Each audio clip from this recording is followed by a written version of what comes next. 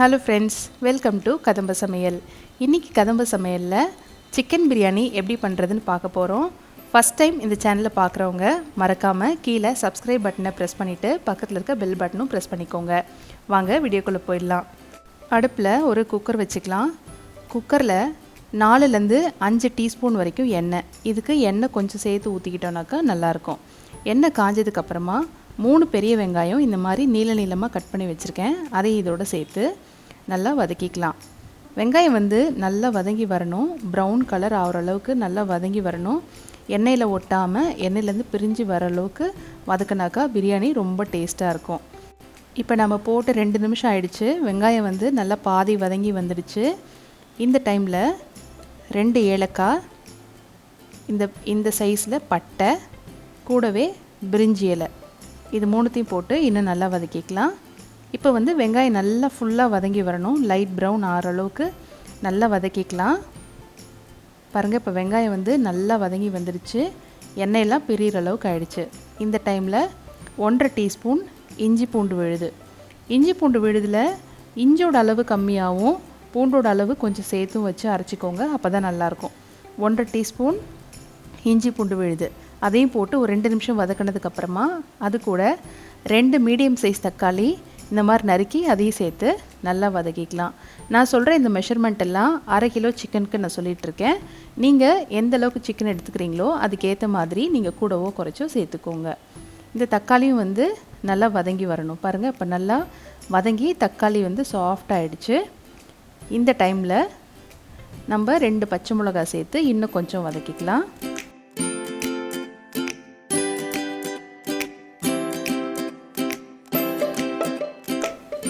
இப்போ பச்சை மிளகா போட்டு 2 நிமிஷம் பிரட்டியாச்சு. இது கூட கொஞ்சம் கொத்தமல்லியும் புதினாவும் சேர்த்து நல்லா பிரட்டிக்கலாம். இந்த கொத்தமல்லியும் புதினாவும் நல்லா சுருண்டு வர அளவுக்கு வதக்கிக்கோங்க.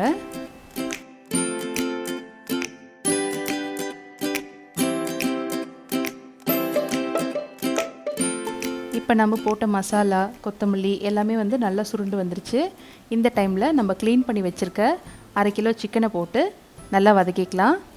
இந்த சிக்கன் இந்த மசாலா, எண்ணெய் இதோடவே சேர்ந்து நல்லா வதங்கி வரணும். இந்த சிக்கன் நல்லா அப்படியே தனித்தனியாக அப்படியே சுருண்டு வரும். அந்தளவுக்கு நல்லா வதக்கிக்கோங்க. அதுக்கு ஒரு 3 நிமிஷத்துலேருந்து 4 நிமிஷம் வரைக்கும் ஆகும். மீடியம் ஃப்ளேமில் வச்சு பண்ணுங்கள்.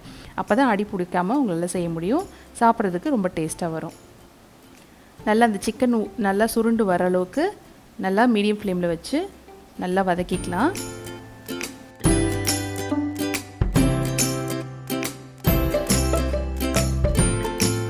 இப்போ நல்லா சுருண்டு வந்துருச்சு. நம்ம ஒரு 4லேருந்து 5 நிமிஷம் வரைக்கும் கிண்டியாச்சு. இப்போ இது கூட காரத்துக்கு 3.5 டீஸ்பூன் பிரியாணி மசாலா இதுதான் நான் சேர்த்துருக்கேன்.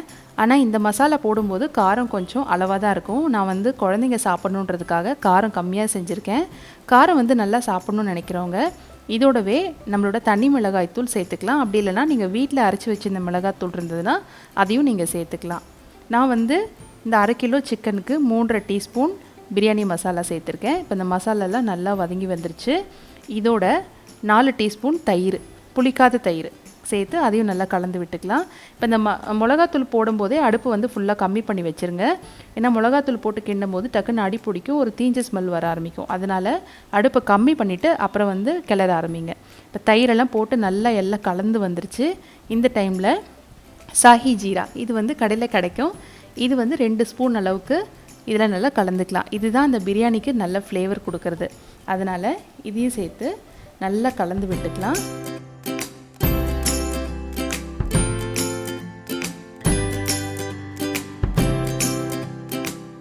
இப்போ எல்லாமே நல்லா மிக்ஸ் ஆகி வந்துருச்சு. இப்போ இன்னும் கொஞ்சம் புதினா தழையை சேர்த்து நம்ம கிண்டிக்கலாம். இந்த புதினா கொத்தமல்லி ஆரம்பத்தில் கொஞ்சம் சேர்த்தோம், இப்போ கொஞ்சம் சேர்த்துக்கலாம். நான் இப்போ 1/2 கிலோ சிக்கனுக்கு ஒரு 1/4 கட்டு புதினா எடுத்திருக்கேன். இந்த அளவுக்கு நீங்கள் சேர்த்திங்கன்னா தான் அதோட டேஸ்ட்டும் நல்லாயிருக்கும், வாசனையும் ரொம்ப கமகமன்னு சூப்பராக இருக்கும். இதையும் சேர்த்து நல்லா கலந்ததுக்கப்புறமா பாருங்கள், இப்போ இந்த புதினாலாம் நல்லா சுருண்டு வந்துருச்சு. இப்போ நம்ம அரிசி சேர்த்துக்கலாம். அரிசி நான் சீரக சம்பா தான் அரிசி எடுத்து கழுவிட்டு வச்சுருந்தேன். ஊற வைக்க வேண்டாம், கழுவி வச்சுருந்தேன். அதை இதோட சேர்த்துக்கலாம். சேர்த்துட்டு இதையும் நல்லா கலந்து விட்டுக்கலாம். நீங்கள் சீரக சம்பா அரிசி இல்லை நம்ம நார்மலாக வீட்டில் குக் பண்ணுற அரிசி, அப்படி இல்லைன்னா நம்ம பாஸ்மதி அரிசி எது வேணால் சேர்த்துக்கலாம். பாஸ்மதி அரிசியோ ஜீரக சம்பா அரிசியோ சேர்க்கும் போது இன்னும் ரொம்ப டேஸ்ட் நல்லா இருக்குங்க. அதனால் அந்த மாதிரி செஞ்சு ட்ரை பண்ணி பாருங்கள். இந்த அரிசி மசாலா இதெல்லாமே நல்லா கலந்து விட்டதுக்கப்புறமா இந்த பிரியாணிக்கு தேவையான அளவுக்கு உப்பு சேர்த்துக்கலாம். உப்பு சேர்த்துட்டு கூடவே தண்ணி. நான் வந்து இப்போ 3 டம்ளர் அரிசி எடுத்திருக்கேன், அதனால் 6 டம்ளர் தண்ணி ஊற்றிருக்கேன். நான் வந்து மசாலா வதக்கும் போது சின்ன குக்கராக எடுத்துக்கிட்டேன். இப்போ தண்ணி ஊற்றி வேக விடும்போது அந்த குக்கர் பத்தாது, அதனால் நான் பெரிய குக்கரில் மாற்றிக்கிட்டேன். இப்போ பாருங்கள், நான் போதுமான அளவுக்கு தண்ணி ஊற்றி வச்சாச்சு. இப்போ இதை மூடி போட்டு விசில் போட்டுடலாம்.